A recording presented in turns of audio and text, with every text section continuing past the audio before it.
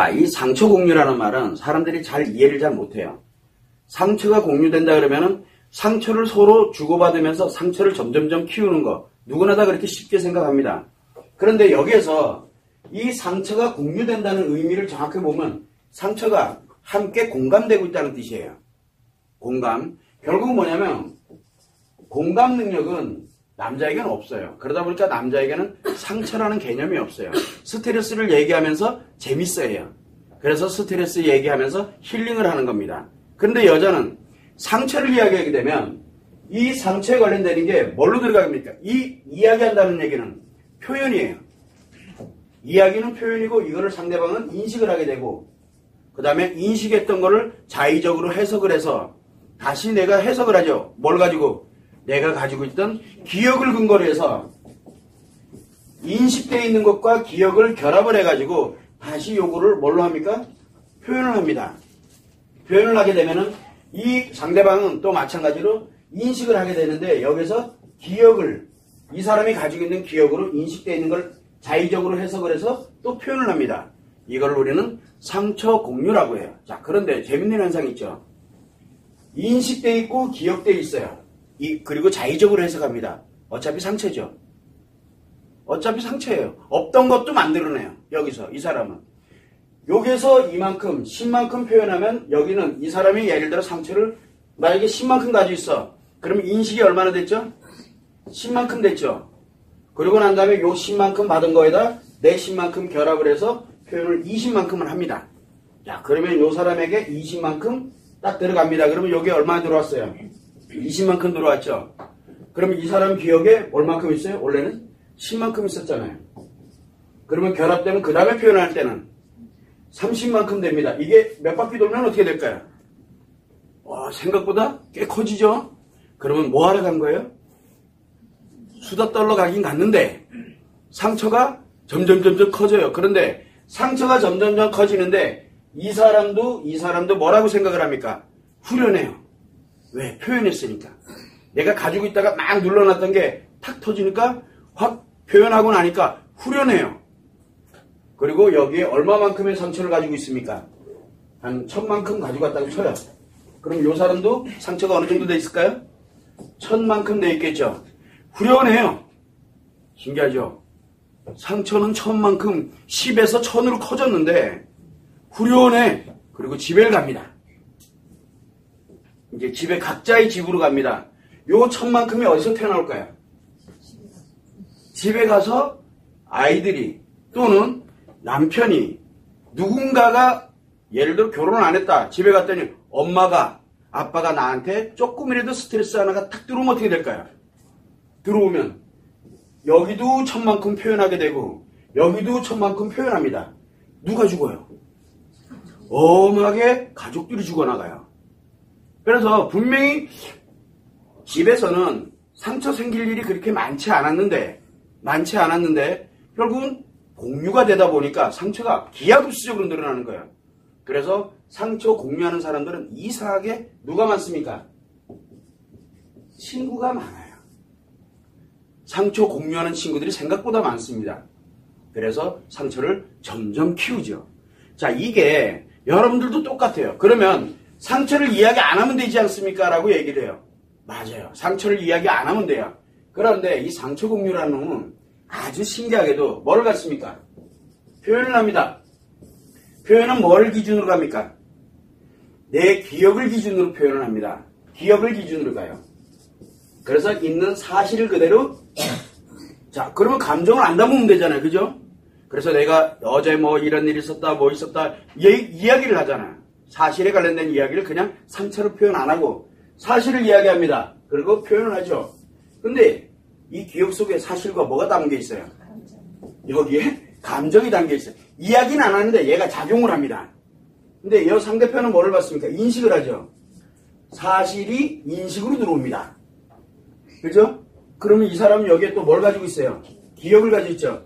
이 사람도 이 사실과 이 사실이 결합이 되죠. 그래야 해석이 될 거 아니에요. 그런데 어떻게 하나? 이 사람은 또 뭘 담고 있어요? 감정을 담죠. 이렇게 한 바퀴씩 돌면은 이거하고 다를 바가 전혀 없다는 거예요. 그래서 만나서 잘 지냈니? 얼굴만 봐도 벌써 들어오죠. 얼굴만 봐도 들어오잖아요. 행동 하나만 봐도, 옷차림새 하나만 봐도, 그리고 그 사람이 하는 말 하나하나가 나한테 인식되는 게 생각보다 되게 많거든요. 그게 다 상처예요. 왜? 상처 가진 사람은 그걸로 다 어딜가로 표현하고 있거든, 상처를. 그러다 보니까 가서 그냥 아무 말 안 하고 앉아서 커피 한 잔 마시고 왔는데도 이상하게 커져요. 이렇게. 그 친구가 만약에 핸드백을 아주 예쁘고 무슨 이런 거를 들고 나왔어. 그러면요, 그날 집에 가면 죽어요, 내가. 누가 죽어요? 남편이 죽죠. 왜? 누구는 근데 그 친구는 딱히 뭘 얘기하지 않았어요. 그냥 백 하나 나오고 앉아서 옆에다 놓고 보란 듯이 앞에다 놓은 것도 아니야. 옆에다 놓고 차 한 잔 마셨을 뿐이에요. 이렇게 상처 공유라는 거는 꼭 상처를 표현하지 않더라도 그냥 이야기만 하더라도 이 감정이 내가 만들거든요. 사실을 가지고서 내가 감정을 만들어버려요. 그래서 키웁니다. 증폭을 시킵니다. 그래서 이상하게 친구들이랑 신나게 놀고 왔어요. 상처 아니잖아요. 근데 왜 집에 가면 기분이 나쁠까요? 후련해야 되는데 후련해야 되잖아요. 근데 집에 가니까 이놈의 집구석 해가지고 약간 그때 만약에 아들이 게임을 하고 있다. 그날 그 아들 죽는 날이에요. 엄마의 잔소리는 가히 상상을 초월합니다. 왜? 기분이 무지하게 나빠요. 좋다가 나빠지는 거죠. 왜냐하면 공유하고 들어왔기 때문에 그래요. 신나게 놀았음에도 불구하고. 이게 상처 공유예요. 상처 공유. 그래서 우리가 항상 생각할 때 이 상처 공유에 관련되는 부분은 굉장히 중요해요. 여자들에게는. 자, 그럼 한번 이런 사례를 한번 들어보죠. 여자 상담사가 있습니다. 여자 상담사는 주로 누구를 만난다고 생각하세요? 상처 가지고 아픈 사람들을 만납니다. 남자든 여자든. 대상이 누굽니까? 상처받은 사람들이에요. 상처 가지고 또는 스트레스 받아서 힘든 사람들 얘기를 들어야 돼요. 힘든 사람 얘기를 엄청나게 듣습니다. 그럼 이 사람 어떻게 되죠? 상처 엄청 커지겠죠. 그러면 이 상처 엄청 커지다 못하면 어떻게 돼요? 못 견디겠죠. 그래서 대부분 이 여자 상담사인 경우에는 치료법에 관련되는 걸 내가 내 손아귀에 쥐고 있지 않으면 2, 3년 이내에 다 해리 옵니다. 해리가 뭐라 했어요? 상처가 너무 아파서 너무 고통스러워서 우울증으로 들어가면 일을 못하니까 신나게 일을 해야죠. 그게 해리로 가는 길이에요. 그러다 보니까 그 사람들은 마치 상처가 없는 것처럼 느껴집니다. 한 2, 3년 지나면 그렇게 됩니다. 상처가 없는 것처럼 느껴지는데 실제로는 너무 커가지고 점점 더 커져요. 독버섯처럼 점점 더 커지는데 이게 해리가 와가지고 안 느껴져요. 그러다 계속 말을 주고받는 신나게 점점 커지고. 이게 바로 이 상처 공유가 상처 해리로 가는 지름길이에요. 그래서 많은 사람들이 같이 만나서 희희낙낙거리고 깔깔거리고 웃고 뭐하고 이러다 보면은 상처가 이따만해져가지고 어느 날 해리가 휙 오면은 인생 뭐 있니? 재밌게 사는 거지. 라고 가는 겁니다. 그래서 이 사람들에게 상처 듣는 거 공감이 안 돼요. 그 다음부터는. 공감이 안 돼요. 왜 공감이 안 됩니까? 해리가 와버리면 이 상처에 해리가 오게 되면은 이거 감정이거든요. 감정을 덮어버렸어요. 뭘로? 기분으로. 그러다 보니까 여기 들어오는 것들이 다 기분이에요. 그러다 보면 아이고 얼마나 아픕니까? 나는 안 아파요. 나는 안 아파요. 왜? 나는 기분으로 일시적으로 딱 하고 나가서 커피 한 잔 탁 마시면 끝이거든요. 그 대신 이따만큼 커져 있겠죠. 그러면은 상담에 관련돼서 가는 사람들은 특히 여자 상담사인 경우 상담사가 여자가 제일 많습니다. 남자보다 훨씬 많아요. 그런데 이 여자 상담사인 경우에는 자기의 치료 힐링이 없는 사람들, 치료법, 힐링이 아니에요. 기분 전환 이거 아니고 치료법이 없는 사람들은 100% 해리 옵니다. 몇 년 안에. 그래서 굉장히 위험한 거예요. 지금 벌써 상담사 자격증을 가지고 있는 사람들이 굉장히 많습니다. 글쎄 얼마나 될지 모르겠어. 한 100만 명 넘으려나? 그래도 한 2, 300만 명은 되지 않을까? 라고 생각할 정도로 굉장히 많습니다. 잠재적인 뭡니까? 상처의 해리를 안고 살아가야 될 사람들이기도 해요. 당신은 살아가는데 내가 자격증을 줄 테니 해리 자격증을 주는 거예요. 해리. 지금부터 하면은 넌 해리 온다. 신나게 살 수 있다는 자격증을 하나씩 주는 거랑 마찬가지예요. 이 사람들이 상담을 한다. 이 사람 어떻게 될 것 같아요? 대부분 어디로 보내야 돼요? 해리로 보내요. 그래서 뭐를 하냐면 자신감을 갖고 일을 안 하고 있으면 너 한번 하고 싶은 일도 하고 취미생활도 하고 즐겁고 재밌게 왜 구질구질하게 이러고 사니 즐겁고 재밌게 살아라고 권유를 합니다. 상담실 가보면 다 그렇게 해요. 그렇게 해서 다 어디로 빠뜨립니까?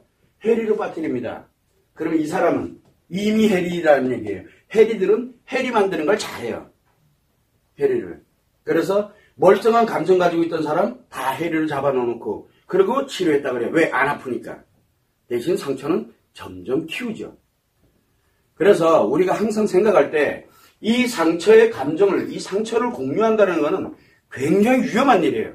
근데 위험한 일을 지금 주도적으로 하고 있어요. 상담이. 굉장히 위험한 거예요. 사람들은 그걸 몰라요, 지금. 항상 여러분들도 잠재적인 상처 공유, 일상에서 늘 하고 있거든요. 그런데 일상에서 하는 것들은 별로 그렇게 크진 않아요. 그래도 한 10년, 20년 공유가 돼야 해리가 올 정도 돼요. 그런데 여기는 트라우마를 다루는 데거든요. 한 번에 우리 1년치 상담이 1년치를 한 번 들을 때 다 듣는 거나 마찬가지예요. 그 정도로 강한 게 트라우마예요. 그래서 트라우마를 이야기하는 거. 여러분들 특히 많이 나 뭐 때문에 힘들어 뭐 어쩌고 그러면 옆에서 친구가 조언하죠. 얼마나 힘들겠니? 지금 그 사람 힘든 게 문제가 아니에요. 나한테 그만한 트라우마가 지금 나한테 들어오고 있다는 얘기예요. 내가 곧 힘들어져요. 즉 조언이라는 것도 굉장히 위험한 거예요. 그래서 조언은 함부로 하는 게 아니에요. 조언하면 둘 다 커져요. 그래서 항상 여러분들이 생각을 할 때 상처 공유, 위로, 공감 그거 좋아요. 그래. 그러나 치료법이 없는 상태에서의 위로와 공감은 굉장히 치명적이에요. 그걸 여러분들이 참고를 해주시면 됩니다.